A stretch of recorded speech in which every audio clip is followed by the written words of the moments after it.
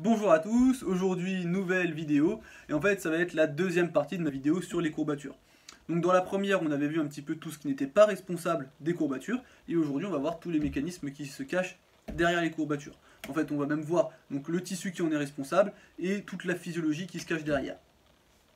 Avant de commencer, je voulais juste faire un rappel sur le tissu conjonctif, donc c'est un tissu qu'on retrouve un petit peu partout dans l'organisme, et il peut prendre différentes formes, mais la forme qui va nous intéresser aujourd'hui, c'est l'épimysium, donc c'est en gros le fascia qui va entourer le muscle. Pourquoi je vous parle de lui? En fait, il a été montré, alors là c'est une étude chez l'animal, que le fascia il est en moyenne 5 fois plus innervé que le muscle.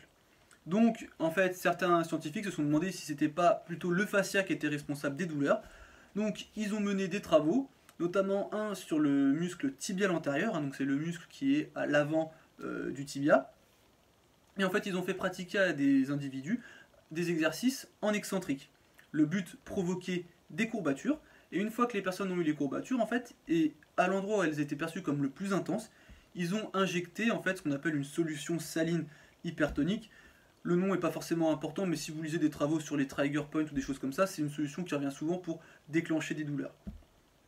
Donc en fait, ils ont injecté soit en intramusculaire, soit au niveau de l'épimysium cette solution, et ensuite ils ont regardé un petit peu l'effet sur la douleur. Alors avant de vous donner les résultats, je vais juste, pour ceux qui ont du mal à visualiser un petit peu les différents sites d'injection. Donc soit ils ont injecté vraiment, voilà, en intramusculaire ici, soit ils se sont arrêtés juste là et ils ont injecté la solution ici. Et en fait, ils se sont rendus compte que l'injection au niveau intramusculaire ne provoquait pas de douleur, mais qu'en revanche, l'injection au niveau de l'épimysium augmentait la douleur. Donc on a ce qu'on appelle une spécificité tissulaire, c'est-à-dire que c'est un tissu en particulier, notamment là le fascia, qui va être responsable de la douleur qu'on ressent lorsqu'on a des courbatures. Ensuite, ce que je voulais vous dire, et ça c'est une étude qui était assez intéressante, qui montrait qu'on pouvait avoir des courbatures au niveau de la jonction entre le tendon et l'os. Donc on peut en avoir à ce niveau-là, au niveau du corps musculaire, mais a priori on ne peut pas avoir de douleur, enfin de courbature pardon, au niveau du tendon.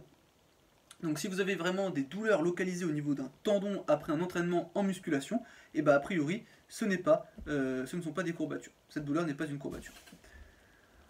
Ensuite, autre chose d'intéressant, c'est qu'il a été prouvé que les courbatures étaient liées à l'augmentation de certains marqueurs inflammatoires dans l'épimysium. Je dis bien dans l'épimysium, on avait vu dans la première vidéo que l'inflammation au niveau du tissu musculaire n'était pas responsable des douleurs. Et en fait, donc, cette augmentation de marqueurs inflammatoires, donc je vais vous dire quels marqueurs on retrouve, et ce qu'il faut savoir, c'est que ces marqueurs-là, on ne les retrouve pas au niveau musculaire, et ils sont spécifiques de l'épimysium. Donc on va retrouver des lymphocytes T CD3, des granulocytes CD11B et le facteur inhibiteur de la leucémie. Voilà. Maintenant on va passer à quoi? On va passer à ce qu'on appelle, alors c'est vraiment un mécanisme qui est clé dans l'apparition des courbatures, c'est la sensibilisation. Elle va être de deux natures. On va avoir une sensibilisation qui est périphérique et une sensibilisation qui est centrale. Donc la première, la sensibilisation périphérique, elle a pour origine en fait les dommages qui vont être faits au niveau du tissu conjonctif lors de l'exercice, un exercice musculaire, et ça va entraîner l'activation d'un plus grand nombre de nocicepteurs, avec un influx qui va être notamment mené par ce qu'on appelle les fibres C et A delta. Ça, je vous montrerai un petit schéma tout à l'heure pour que vous puissiez bien comprendre. On va aussi avoir en fait ce qu'on appelle une inflammation neurogène due à l'apparition de certaines substances, enfin la sécrétion de certaines substances, la substance P, la neurokinine A et le peptide lié au gène de la calcitonine notamment. Alors juste les fibres C et A delta, en fait vu que je vais vous en reparler après, il vaut mieux que vous voyez un petit peu ce que c'est. Donc là on a différents types de fibres afférentes, et les fibres qui vont nous intéresser c'est les fibres C ici, qui sont non myélinisées, et les fibres A delta ici, qui sont myélinisées.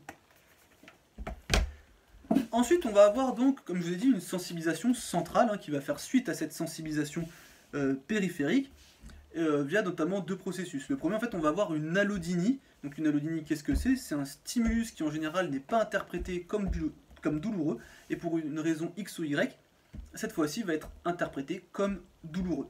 Donc une allodynie médiée par les fibres notamment afférentes myélinisées, donc les A delta qu'on a vu. Et on va aussi avoir une amélioration de la sommation temporelle de l'apport nociceptif au niveau de la moelle épinière. et notamment au niveau de la corne dorsale, hein, la corne dorsale qui gère un petit peu tout ce qui est sensitif. Voilà. Donc ces deux processus, donc cette sensibilisation centrale et cette sensibilisation périphérique sont à l'origine des douleurs. Maintenant, on va aller aussi un petit peu plus loin au niveau donc de cette sensibilisation, notamment des fibres C et A delta. Alors là, en fait, je vais vous montrer un schéma qui peut sembler un petit peu compliqué, mais qui au final, en fait, vous allez voir avec les explications, ça va être très simple. Alors en fait, ce qui va nous intéresser là, c'est donc ici on a, ça représente en fait un travail musculaire. Ce travail musculaire va activer des récepteurs au niveau vasculaire, hein, ça c'est un vaisseau sanguin, et donc on va avoir la production de bradykinine.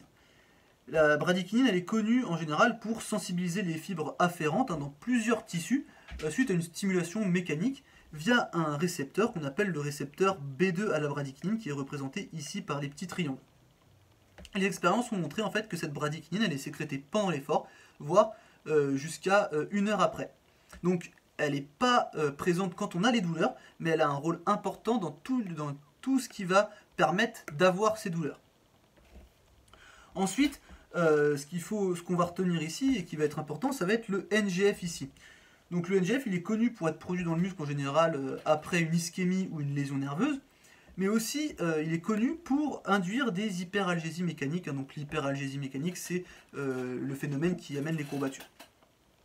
Et en fait, on sait qu'après un travail excentrique, le NGF, il apparaît, donc il est produit 12 heures à 2 jours après l'exercice, donc vraiment au moment où on ressent les courbatures. Donc lui, il est essentiel à l'apparition des courbatures.